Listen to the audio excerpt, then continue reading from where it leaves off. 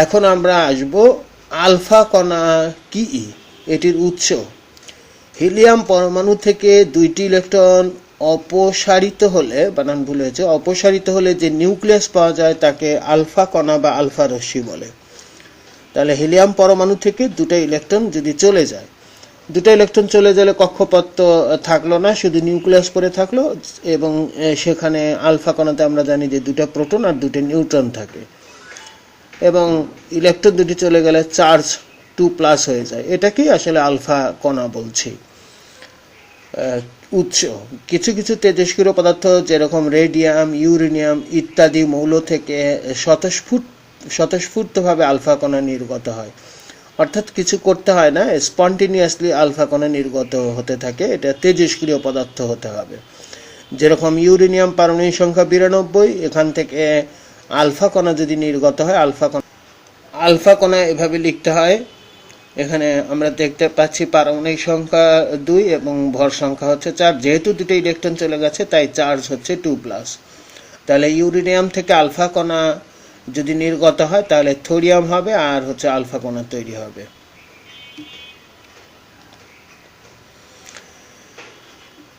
এখানে অ্যানিমেশনের মাধ্যমে খুব সুন্দরভাবে বোঝা যাবে এটি একটি হিলিয়াম পরমাণু। এখানে 2টি প্রোটন রয়েছে, 2টি নিউট্রন রয়েছে, 2টি ইলেকট্রন রয়েছে।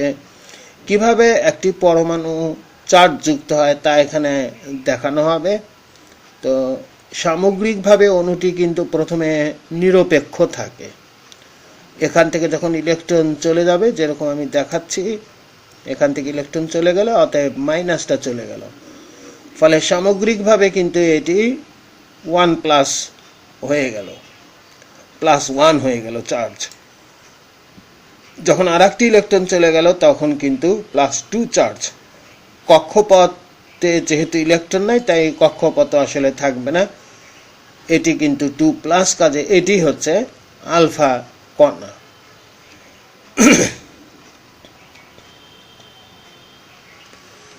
এটির আলোচনা আমরা আগেই করেছি রাদারফোর্ডের আলফা কণা বিচ্ছুরণ পরীক্ষায়। তো এখানে আবার একটু আলোচনাটা পরিষ্কার করে করছি। সেটি হচ্ছে বিজ্ঞানী রাদারফোর্ড একটি পরীক্ষা করেন, আলফা কণা বিচ্ছুরণ পরীক্ষা নামে পরিচিত।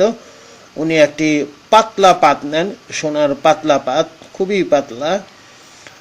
একাধিক পরমাণু যদি মোটা হয় তাহলে অনেক পরমাণু থাকবে। আলফা কণা কিন্তু একটাতে বাধাগ্রস্ত না হলেও তারপরও পরমাণুতে আসলে বাধাগ্রস্ত হতে পারে। অর্থাৎ একটা পরমাণুর মতো পাতলা, মানে পরমাণু পর্যায়ে পাশাপাশি যেন থাকে, উপরে নিচে যাতে না থাকে, সেই জন্য চেষ্টা করা হয়েছে আসলে সোনার পাতটাকে বেশি পাতলা করার জন্য। তো যাই হোক, খুবই থিন এবং একটি সোনার পাতের ভেতরে দিয়ে এখানে আলফা কণা, এই যে আলফা পার্টিকেল গান, এখান থেকে আলফা কণা ছেড়ে দেওয়া হয়, এবং এখানে ডিটেক্টর আছে, জিঙ্ক সালফাইডের একটি পর্দা আছে, এক্সরে ফিল্ম যেরকম কাজ করে ওই রকম কিছুটা। তো এখানে আমরা দেখতে পাচ্ছি বেশিরভাগই কিন্তু ভেদ করে চলে যাচ্ছে, আর কিছু কিছু আলফা কণা এই পরমাণুতে বাধাগ্রস্ত হয়ে ফিরে আসছে, বাট এখানে ম্যাক্সিমামটাই কিন্তু পার হয়ে যাচ্ছে। ইনি এই রাদারফোর্ড এই পরীক্ষাটা করেছিলেন, এবং সেখান থেকে পরমাণু সম্পর্কে তিনি বেশ কিছু ধারণা দেন। যেরকম উনি বলেছিলেন যে পরমাণু যে রয়েছে তার বেশিরভাগ জায়গায় আসলে ফাঁকা, এই ভেতর দিয়ে পাস করে যাচ্ছে, এ কারণে এই নিয়ে কথা বলেছিলেন। এটি সম্পর্কে আমরা আরেকটু কথা বলবো, তো পরবর্তীতে আমরা সামনে এগিয়ে যাই।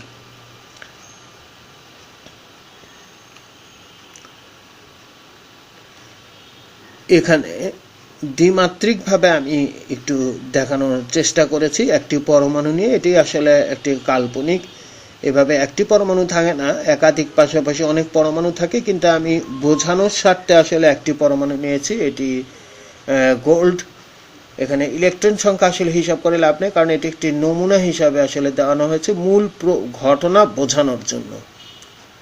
কাজেই এখানে যদি সূক্ষ্ম বিশ্লেষণ করা হয়, বিচার বিশ্লেষণ, তাহলে এটা হবে না। এটা মূলত বোঝানোর স্বার্থে এটা করা হয়েছে। এখানে একটি পর্দা ব্যবহার করা হয়েছে, আর এখানে আলফা কণা ছাড়া হচ্ছে, দেখা যাক কি হয়।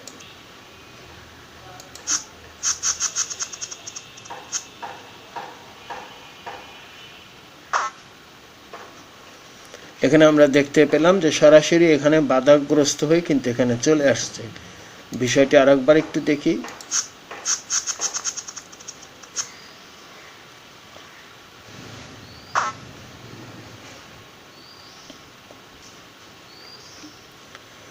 তাহলে এখানে আমরা দেখতে পাচ্ছি যে এগুলো ভেদ করে চলে গেছে আর একটি বিপরীত দিকে ফিরে এসেছে। এখানে একটু চেষ্টা করেছি যে এর পাথ বা রাস্তাটা দেখিয়ে দিতে। এখানে আমরা দেখতে পাচ্ছি এটি সোজাসুজি চলে যাচ্ছে, এটি সোজাসুজি চলে যাচ্ছে, এটি কিন্তু বেঁকে যাচ্ছে, কারণ ধনাত্মক আছে, এখানে ধনাত্মক আছে, তাই সামান্য বিকর্ষণ হয়ে বেঁকে যাচ্ছে, আর এটি সোজাসুজি আবার চলে আসবে।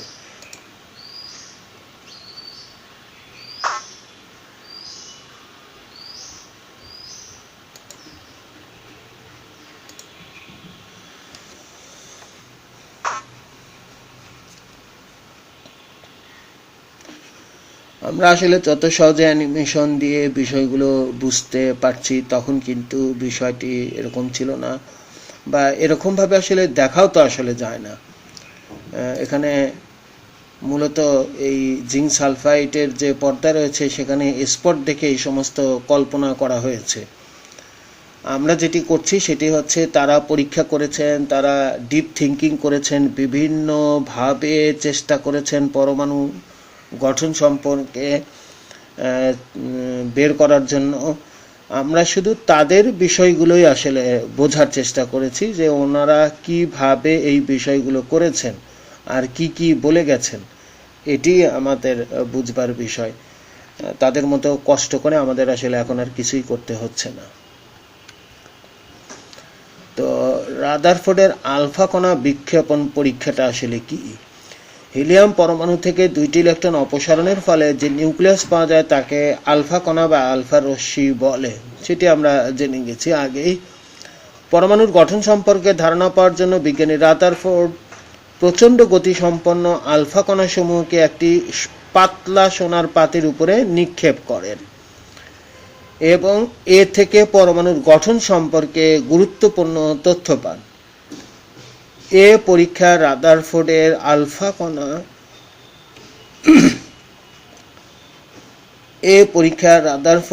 আলফা কণা বিক্ষেপণ পরীক্ষা নামে পরিচিত। এখন এই যে রাদারফোর্ড যে পরীক্ষাটা, সেটি রাদারফোর্ড প্রচণ্ড গতিসম্পন্ন আলফা কণাসমূহকে একটি পাতলা সোনার পাতের উপরে নিক্ষেপ করেন। সোনার পাতের পেছনে জিঙ্ক সালফাইডের আবরণযুক্ত একটি গোলাকার পর্দা রাখেন। এটি আমরা এর আগেও আলোচনা করেছি, দেখিয়েছি এইভাবে। এখন তিনি যে পরীক্ষাটা করলেন, সেই পরীক্ষা থেকে তিনি কিছু পর্যবেক্ষণ করলেন, মানে কি কি পরীক্ষা থেকে লক্ষ্য করলেন, পর্যবেক্ষণ করে তারপরে সিদ্ধান্ত। প্রথমে উনি পর্যবেক্ষণ কি কি করলেন।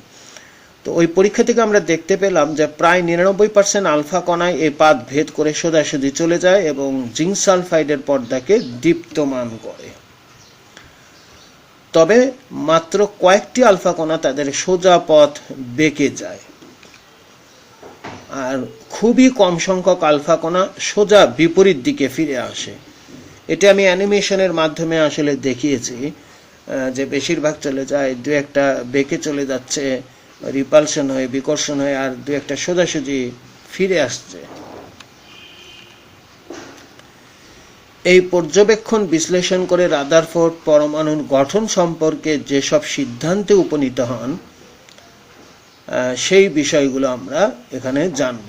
তো উনি যে পর্যবেক্ষণ করলেন সেখান থেকে কি সিদ্ধান্ত পৌঁছালেন, তো তিনি যে সিদ্ধান্তে পৌঁছালেন সেটা হচ্ছে, যেহেতু অধিকাংশ আলফা কণা স্বর্ণপাত ভেদ করে যায়, কাজেই বলা যায় পরমাণুর অধিকাংশ স্থান ফাঁকা। 2 নাম্বার, কোনো গতিশীল ধনাত্মক কণা তখনই বিপরীত দিকে ফিরে আসে যখন তা সোজাসুজি এর অপেক্ষা ভারী কোনো কিছুর সাথে সংঘর্ষে পতিত হয় বা তার দ্বারা বিকর্ষিত হয়।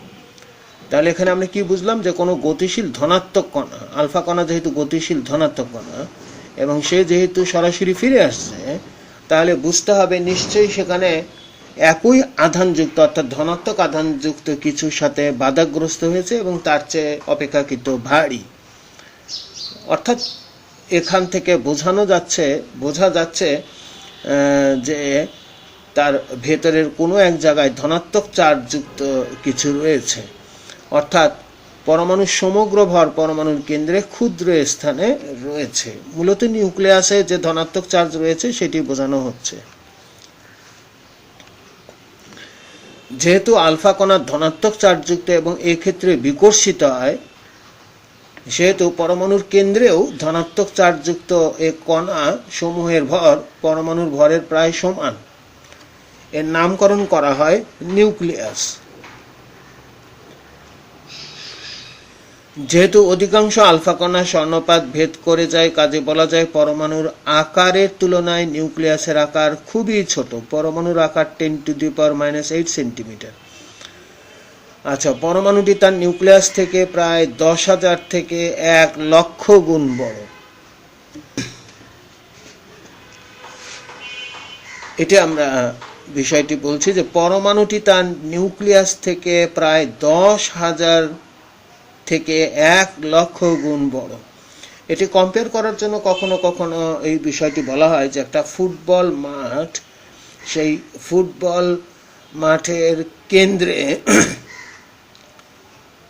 একটা ফুটবল মাঠ, সেই ফুটবল মাঠের কেন্দ্রে যদি একটা ফুটবল রাখা হয় তাহলে সেটাকে আমরা একটা নিউক্লিয়াস ভাবতে পারি, আর পরমাণুর যে বাহিরের যে কক্ষপথটা সেটা গোটা মাঠটাকে আমরা একটা পরমাণু ভাবতে পারি। তাহলে অত বড় মাঠের মধ্যে সামান্য একটি ফুটবল যতটা ছোট, ঠিক একটি পরমাণুর নিউক্লিয়াসও সেই পরমাণুর তুলনায় ততটা ছোট।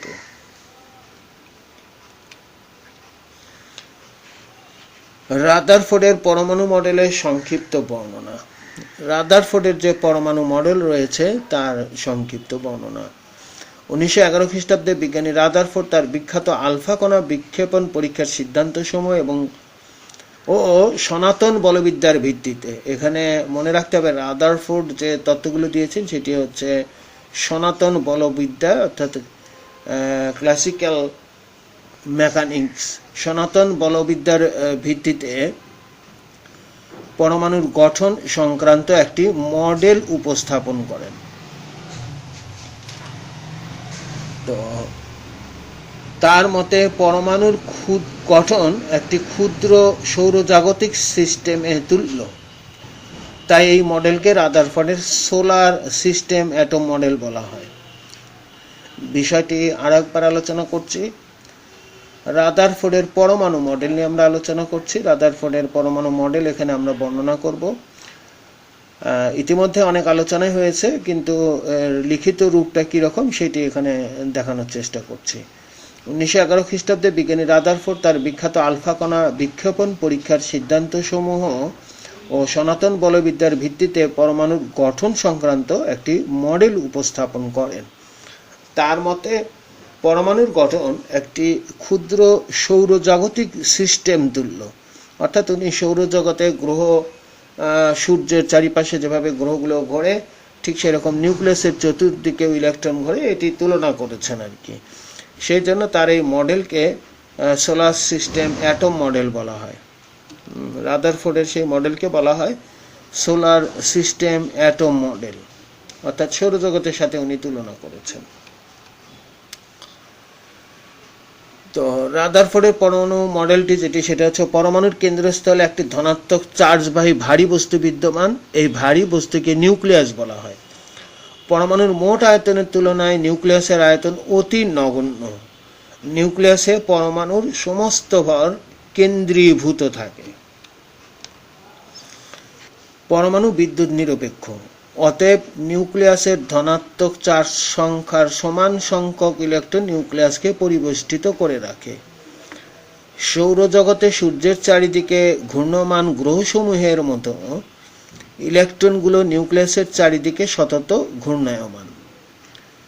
ধনাত্মক আধান বিশিষ্ট নিউক্লিয়াসের ও ঋণাত্মক আধান বিশিষ্ট ইলেকট্রন সমূহের পারস্পরিক স্থির বৈদ্যুতিক আকর্ষণজনিত কেন্দ্রমুখী বল এবং ঘূর্ণনজনিত কেন্দ্র বিমুখী বল পরস্পর সমান থাকে, ফলে তারা ব্যালান্সে থাকে। অর্থাৎ ইলেকট্রনগুলো যে ঘুরছে সেটি কিন্তু বাইরে চলে যাওয়ার কথা, আর নিউক্লিয়াস কি করছে, সেই ইলেকট্রনকে কিন্তু নিচের দিকে টেনে ধরছে, আর সে কি করছে, কেন্দ্র বিমুখী বল দ্বারা বাইরে চলে যেতে চাচ্ছে।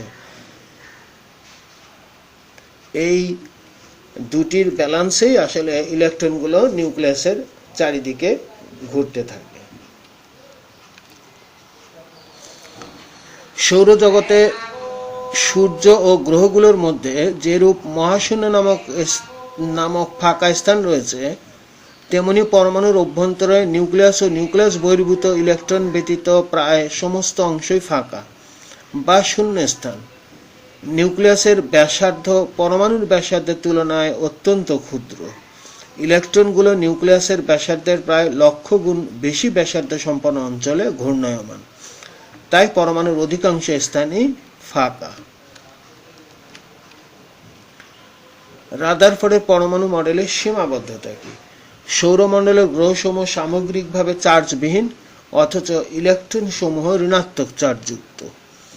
আসলে এই বিষয়ে একটি কথা না বললেই নয়। রাদারফোর্ডের পরমাণু মডেলের সীমাবদ্ধতায়, এটি তো আসলে আমরা বিভিন্ন বইগুলোতে দেখতে পাই, সেই জন্যই আসলে এখানে তুলে দিয়েছি। তবে এটার ব্যাপারে আমার একটু দ্বিমত রয়েছে।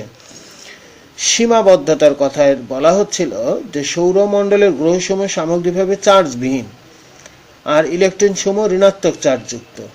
তার মানে এর সীমাবদ্ধতা বলতে গিয়ে এটি বলার অর্থটা কি? এটি বলার অর্থটা হচ্ছে যে উনি যেরকম তুলনা করেছিলেন যে সূর্যের চারিদিকে গ্রহ যেভাবে ঘোরে, নিউক্লিয়াসের চারিদিকে ইলেকট্রন সেভাবে ঘোরে। তো সেই কথাটা উনি বলেছিলেন। আর সেই ক্ষেত্রে আমরা সীমাবদ্ধতা, তার এই মডেলের সীমাবদ্ধতা আমরা বলছি যে গ্রহসমূহ চার্জবিহীন, যেহেতু তুলনা করা হয়েছে। আসলে আমার মনে হয় যে এখানে বোধহয় একটু ভুল হচ্ছে। উনি তো আসলে আমাদেরকে বোঝানোর চেষ্টা করছেন, বা পরমাণু গঠনটা কীরকম তার একটা রূপরেখা বা একটা ধারণা দেওয়ার জন্য একটা উদাহরণকে টেনে নিয়েছেন। উনি তো বলেননি এই বিষয়ে যে ইলেকট্রন, আমরা তো আরও তাহলে সীমাবদ্ধতা বের করতে পারি যে ইলেকট্রন খুবই ক্ষুদ্র, কিন্তু গ্রহগুলো তো অনেক বড়। এগুলো আসলে অন্য কথায় চলে গিয়েছে। একটা উদাহরণ যখন দেওয়া হয় তখন তার ক্রিয়াটুকু নিতে হয়, অর্থাৎ যে অংশটুকু বোঝানোর চেষ্টা করা হয়েছে সেটা নিতে হয়। এটাকে অন্যদিকে ডাইভার্ট করাটা আসলে ঠিক না। আর এটাকে আমি সেই জন্য সীমাবদ্ধতার মধ্যে আসলে গণ্য করি না। এটা আমার ব্যক্তিগত অভিমত। একটা উদাহরণ দিয়ে বলি। তো পৃথিবীটা আসলে যে পৃথিবীটা কি রকম, এটি বোঝানোর জন্য আমরা যদি বলি যে পৃথিবীটা আপেলের মতো, আপেলটায় যেরকম গোল আছে এবং উত্তর মেরু দক্ষিণ মেরুতে একটু ভেতর দিকে চাপটা আছে, তো সেই শেপ বোঝানোর জন্য যদি আমি বলি যে পৃথিবীটা আপেলের মতো, তাহলে কি এই ক্ষেত্রে কেউ সীমাবদ্ধতায় বলবে যে আপেলকে কামড় দেওয়া যায়, পৃথিবীকে কামড় দেওয়া যায় না? সেটা আসলে হাস্যকর। অথবা আমি যদি বলি কমলা লেবুর মতো পৃথিবীর শেপটা, তো এখন যদি আবার কেউ বলে যে উদাহরণটা ঠিক হয়নি, কমলা লেবু তো চামড়া ছেলে যায়, পৃথিবীর কিরকম চামড়া ছেলে যায়, আসলে উদাহরণ থেকে অন্যদিকে চলে যাওয়া হয়েছে। তো আমার কাছে তাই মনে হচ্ছে যে এটি আসলে সীমাবদ্ধতার মধ্যে পড়ে না খুব একটা। তো যাই হোক, দ্বিতীয় ক্ষেত্রে বলা হচ্ছে যে পরমাণুর বর্ণালী সম্পর্কে কোনো সুষ্ঠু ব্যাখ্যায় মডেল দিতে পারে না। তো তখনকার সময় আসলে যতটুকু পারা গেছে এভাবে তো আসলে ধীরে ধীরে ডেভেলপ হয়েছে। তো যাই হোক, আমরা দ্বিতীয়টা আমরা জানলাম। তৃতীয়তে যাচ্ছি। ম্যাক্সওয়েলের তত্ত্ব অনুসারে কোনো চার্জযুক্ত বস্তু বা কোনো কণা কোনো বৃত্তাকার পথে ঘুরলে, এটা ম্যাক্সওয়েলের তত্ত্ব অনুসারে, কিন্তু তা ক্রমাগতভাবে শক্তি বিকিরণ করবে এবং তা আবর্তন চক্র ধীরে ধীরে কমতে থাকবে। সুতরাং এক্ষেত্রে ধনাত্মক চার্জযুক্ত ইলেকট্রন সমূহ ক্রমশ শক্তি হারাতে হারাতে নিউক্লিয়াসে প্রবেশ করে। এখানে অনেক সময় অনেকে বিষয়টি বুঝতে একটু হয়তো ভুল করে। এখানে বলা হচ্ছে ম্যাক্সওয়েলের যে তত্ত্ব আছে সেই অনুসারে এই চার্জযুক্ত কণা ঘুরলে এমনটা হয়। তাহলে সেই অনুসারে রাদারফোর্ডের পরমাণু মডেলে যে বলা হচ্ছে ইলেকট্রনগুলো ঘুরছে, তাহলে সেই ক্ষেত্রেও তো এমনটি হওয়ার কথা, এবং তেমনটি যদি হয় তাহলে তো অস্তিত্বই বিলীন হয়ে যাবে। কিন্তু আসলে কি তা হয়? পরমাণু কি অস্থায়ী? তা তো আর না। সেটাই বলছে যে এগুলোর ব্যাখ্যা বা এটা কেন এরকম হচ্ছে সেই বিষয়টা রাদারফোর্ড তার পরমাণু মডেলে যে বলেছেন সেগুলোর স্পষ্ট ধারণা পাওয়া যায় না, তবে বোর পরমাণু মডেলে এর ব্যাখ্যাগুলো পাওয়া যায়। তো যাই হোক, আমরা 3টা সীমাবদ্ধতা পড়লাম।